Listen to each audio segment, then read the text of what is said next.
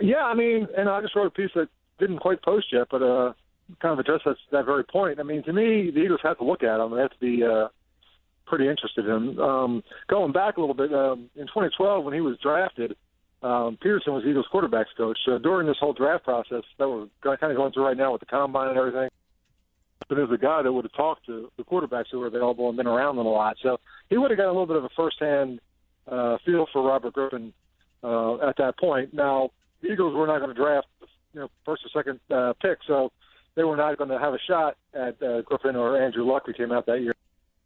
He wouldn't have been completely focused on those guys, that intently, but he would have at least got some firsthand experience with them. And, remembering that Peterson had success as offensive coordinator in Kansas City, where Alex Smith is not nearly as dynamic in some ways as Griffin is as a quarterback, but he's also a fairly mobile guy. And they had a lot of success using Alex Smith and taking advantage of his mobility. So I got to think a mobile, athletic, strong-arm quarterback like Robert Griffin III would be very intriguing for a guy like Peterson. And, remember, he's, as a backup, he backed up Donovan McNabb, who had some of those similar skill sets, and Brett Favre, who was a pretty mobile guy and had some of the same kind of skill set too. So, Peterson has been around quarterbacks with that kind of, combination of talents, and I would think that they'd have to really seriously look at this because, he's just 25 years old. He just turned 25, Griffin did. He's still young, and he's a guy that, tons of potential. I think what happened in Washington, it happened with McNabb too. The Shanahans were there. They don't seem to do really well with quarterbacks with different skill sets. McNabb flamed out almost right away in Washington, and they drafted RG3 and had the good rookie year with him. But then pretty soon he was kind of out of favor with them. He got hurt and all that stuff. So I think you got to factor in a little bit of what goes on in Washington with quarterbacks, at least under the Shanahan regime, and kind of give him a pass a little bit on that. I don't know where his head is, Griffin. I haven't been around him, obviously. You see him a little bit like, when you're covering a game against Washington, you might see him go by.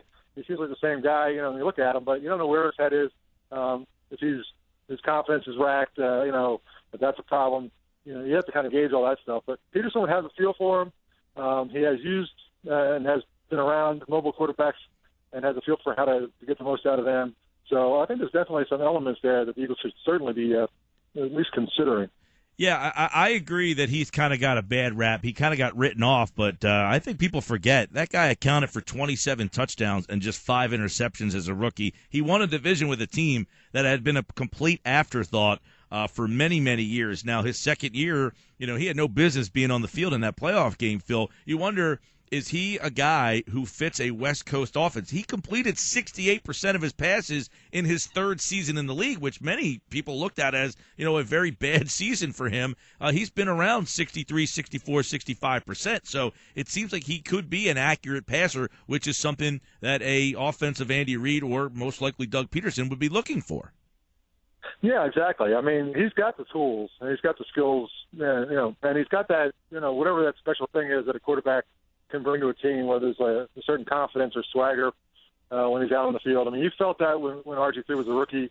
When he played against the Eagles, it was kind of like, all right, now we're seeing the next great player arrive in the league. And I was, more excited by him than I was by watching like Andrew Luck, for example. Now Luck has been through some injury, and we'll see, what kind of guy he is when he comes back from that. But between the injuries and kind of getting Shanahan in Washington, I just think there's enough reason to kind of think that this guy is salvageable. And it's not like he's 30 years old or something like that. I mean, he's still a very young player. There's a lot of potential there. So, again, they'd have to be thinking about it. And because of Peterson's experience of having some access to him, they could get a gauge. You can't really know until you talk to him and spend some time with him. But if I were the Eagles, I would certainly be very serious about, being 100% sure, because it didn't work out so well getting Bradford, who's somebody else's franchise quarterback. You're going to try to make your franchise quarterback.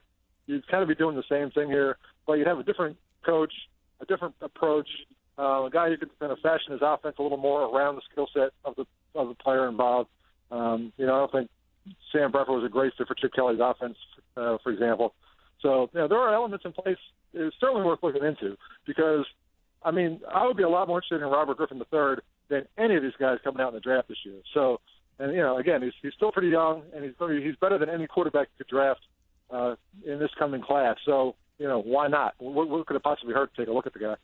Yeah, Phil, and, I guess that goes back to Bradford. It seems that there was a report yesterday over at Bleacher Report, basically Jason Cole saying that most teams around the league are kind of resigned to the fact that the Eagles are going to get something done with Bradford. Do you feel the same way, that that's how this situation will ultimately play out, that the Eagles will find a way to get a deal with Bradford done? Yeah, I think that's, been the most likely outcome all along. I still think it is the most likely outcome. They, at least they know him. They have some familiarity with him. It may be that, Bradford's represented by Tom Condon, is one of the more powerful and long-term experienced agents in the round. He's the guy that's been around the league a long time. He's the guy who's, he kind of prides himself on getting his guys, the top deal, top money that they can get. But, if the market for Bradford isn't what, they had hoped it would be or expected it to be, you might be able to get him, a little bit more reasonably and on a shorter-term deal and kind of see how it goes from there. So I still think that's the most likely outcome. I've always thought there was a little bit of an element, too, though, with Howie Roseman being kind of a guy that, holds a little bit of a grudge here and there, that he might just view the guys that Kelly brought in as not his guys and be ready to move on from them. But when you come to the quarterback position, it's so hard to get a guy who can be the guy. And when you have one in-house and a guy who, has the potential, and, he showed enough for me, if it was the other way around, if he had the second half of the season with the first half and he kind of went downhill, then I'd be a little bit more wary about it. But he got, as he got more comfortable with the knee, more comfortable with the offense and the teammates, he got, markedly better. And, they weren't like winning every game. It wasn't like he set the league on fire at the end. But he played well enough that you can't just, be sure you're going to get a quarterback as good or better. It's going to be hard to do that. So given all that, I would think Bradford's the most sensible and obvious thing that they can do. And if you keep Bradford, drafting a quarterback, in this draft, if you get a guy in the third or fourth round, for example, they have 2 third-round picks, using one on the quarterback would make perfect sense. Then you have a guy that they can kind of, groom and develop a little bit and see where he goes, and try to have a long-term plan as well as a short-term plan. But adding Robert Griffin III into the mix, it does sort of perk my ears a little bit because, I know that he hasn't had the greatest last couple of years, but that rookie season, he was pretty special. And if you can get that guy back to where he was, and, these guys all pride themselves on being good with quarterbacks. If you can get that guy back to what he was in 2012 and get him to take the next step forward, he's going to be a pretty special quarterback again. Yeah, I'd be intrigued by that. Do you find that would be a legitimate option? Do you think the Eagles would have some interest in Robert Griffin III? Does it sound like it has merit? Yeah, I think so. Like I said, it was Chip Kelly who did it last year with trading for Bradford, but it was Jeff Lurie who explained it at the owners' meetings by saying basically you have to constantly be looking for a franchise quarterback. If you don't have one, you have to constantly be trying to find a way to get one. If Robert Griffin III becomes available, and again, if Peterson didn't like him as a rookie or didn't like his personality or didn't think he would be a good fit for what he wants to do, then that's fine. That's a legitimate reason not to go after him.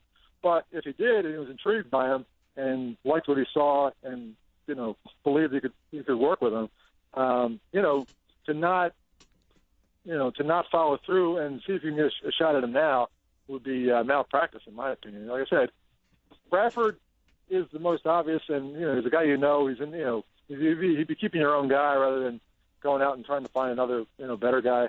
But with Griffin, you got a guy that's a little younger and a little more varied and a little more rounded in terms of his skill set.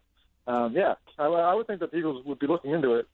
I don't know how close they are with talking to Bradford and his agents and stuff, but Griffin is certainly a very intriguing guy to be thrown in the mix. As you mentioned, you liked RG3 better than the quarterbacks in this draft. Enough to say, not to consider a one at 13 if one fell there that they liked? Yeah, well, by the time the draft comes, you'll know whether you're talking about having Bradford or RG3 on the roster. If Paxton Lynch, who is the Memphis quarterback that appears to be the guy that would most likely be there at 13 of the top few prospects coming out, if they like him and they Everything I've heard about him and seen about him is that he's got good size. He's got a lot of the tools, but he's very raw. He's a guy that probably would benefit from a year or two of, kind of being an understudy. So if that's the case, constantly adding to your quarterback supply is never a bad thing. You look at what the Redskins did, that year when they took Griffin with the second pick in the draft, and then they took Kirk Cousins in the fourth round. Everybody kind of wondered, why would they just used all those draft picks to trade up and get Griffin. Why would you go and draft another guy? Well, here we are a few years later, 4 years later, not that long after the fact. And, Cousins is the guy that they might use a franchise tag on and they're trying to do a long-term deal with. Griffin's on the way out. So, adding at that position is always a good idea. I mean, you don't want to have three guys that you're, paying a franchise quarterback money to. You can't do that with the salary cap. But constantly adding young quarterbacks, it's always a good idea. Andy Reid drafted a quarterback pretty much every other year. Every 2-3 years he added a quarterback, usually a later round guy.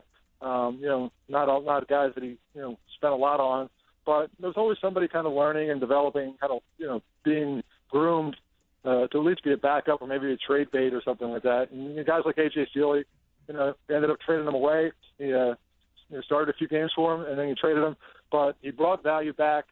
He gave you value when he was here. So, if you get Bradford done and go into the draft and you really like a guy that's sitting there with the 13th pick, I mean, it wouldn't be the worst idea. There's a lot of other things you could do, obviously, with the 13th pick, and you could help your team. Offensive lineman would not be a bad idea either. That would help Bradford probably a lot more than a good backup quarterback would. But, I would certainly be open to it if I were them. I wouldn't be married to it. If you go into the draft determined to get a quarterback and, you end up forcing that with the 13th pick, that's a mistake. But if the guy you really like is sitting there, it's certainly worth considering. I'm interested in your piece about the way that the Eagles could possibly get back a second-round pick. So many people, understand that pick is not there and think, Phil, that the only way to get it, maybe it would be a trade down of number 13 to get themselves back in the second round. But looking at their roster, do they have a couple of guys that could get a second-round pick back in return? Yeah, I mean, they have guys that you possibly could, but not a lot. I mean, and not guys you really be willing to trade.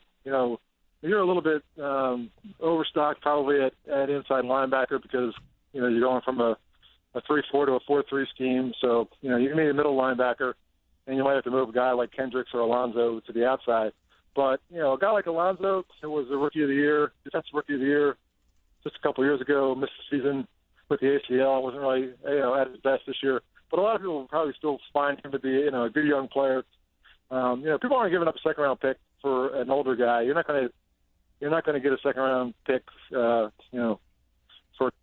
DeMeco Ryans, for example. They want a young guy with some potential and the guy who'll be with them for a while. So, they're guys like that. There aren't a ton of guys on this team right now. I mean, Kendricks would probably fit that profile too, but they just did a contract extension with him. I don't think he's going anywhere.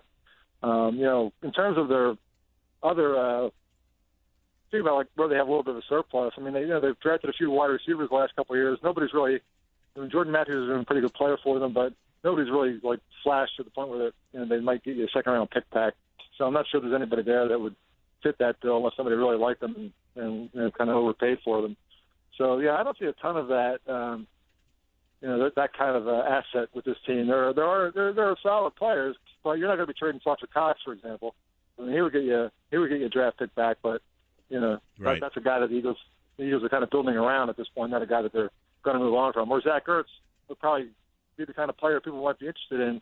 Well, you just did a long-term deal with him. You just kind of committed to him for a while. So there's not a ton of guys that kind of fit that young player with still a lot of potential and enough of an achievement, kind of a record of achievement that you could market him. I do think Kiko Alonso comes to mind because he doesn't really quite fit what they're doing schematically, and be a guy that you could probably part with and be still young enough and has enough of a reputation that you might be able to get something back. The second might be a little high, but that's the kind of guy you at least take a shot with. In terms of trading down from the first pick, I mean that's a way to do it. If you're not, there's not a guy you absolutely have to have. At 13, you're not going to get the absolute best players because they're going to go in the top 5. And if you get from anywhere between 10 and 25, there's probably about the same quality of players. So if you go from 10 to 25 in the middle of the 20s somewhere and you get a second-round pick back for it, that would certainly be worth considering. Well, Phil, as we're sitting here, the Eagles have made a move. They just cut DeMeco Ryans. They'll save about $3.5 million there. Any surprise on that move? Not really. I mean, I hate to say that because the guy that I really like personally and respect a lot, but it's the NFL and there's a salary cap, and guys' contracts become, sort of anvils hanging around their neck at some point. They get to a certain age. It's a shame that that kind of thing has to happen, but yeah, I mean, I'm just hearing now from you, so I didn't have time to really think about that. He's a guy that doesn't really quite fit probably in what they're trying to do long term here, and it's probably not going to be there anyway when you are a good team again. So in that regard, it makes a lot of sense. And by letting him go now, they do that. They've done it in past years when they do this with veterans. At least you're getting them out on the market and before free agency begins, and teams load up at that position. So if he's going to find a job somewhere, he'll have a better chance now by getting out in the market. But it's a shame because very good player for them, great guy, like a team leader, the kind of guy that was really good to have in the locker room. So it's a shame that it happens, but that is the NFL basically. That's ever since the salary cap came into play. That's basically it. Being an older guy with a first-year head coach with a new staff and a whole new scheme coming in with a fairly significant contract, that puts a target on your back, and so it's not a shock, but it's still kind of disappointing because you still hate to see it happen because they are people too, as well as being players and salary cap numbers. They're also human beings, and DeMeco Ryans is one of the better ones. Yeah, and you wonder, DeMeco, one of those linebackers, they're going to go to the 4-3. Where he would have fit, as you mentioned, but how that rest of that linebacking core, it sounds like they're pretty resigned to playing Connor Barwin at a defensive end position, which leaves Kiko, Kendricks, Hicks, and Alonzo as really the four guys for three spots, but none of them really seem like they're a good fit for the strong side. No, it's a little bit tough. Jordan Hicks did say that throughout his college career, he played pretty much every possible spot. He was in 3-4s and 4-3s. He was inside. He was outside. I don't know that he's quite the prototype for a strong side linebacker at this point in his career. But what Jim Schwartz did say that I think will kind of hold true here is that until he gets everybody out on the field, you can watch them and sort of run them around. You'll probably see everybody work at every spot and just see how it goes and what Schwartz thinks each guy can do, and he'll just figure it out from there. So, there's not a perfect fit there, but there wasn't one with Ryans either. Ryans was pretty much a middle linebacker, and that was going to be it for him. So, this would enable them, by cutting Ryans now, would enable them to put Hicks or Alonzo in the middle, and then the other one of those guys would probably be the strong side guy, and then use Kendricks on the weak side. That's my guess of how it would go, but until they're out on the field and being evaluated by the coaches in the flesh and in real time, it would be hard to know for sure. He's Phil Sheridan, everybody, ESPN.com, NFL Nation at Sheridan Scribe, and good stuff. Oh, Eagles, man, they make news while we're having conversations, Phil. It seems like they've always got something going on. Thanks, Phil. Appreciate it, Mike. Take care.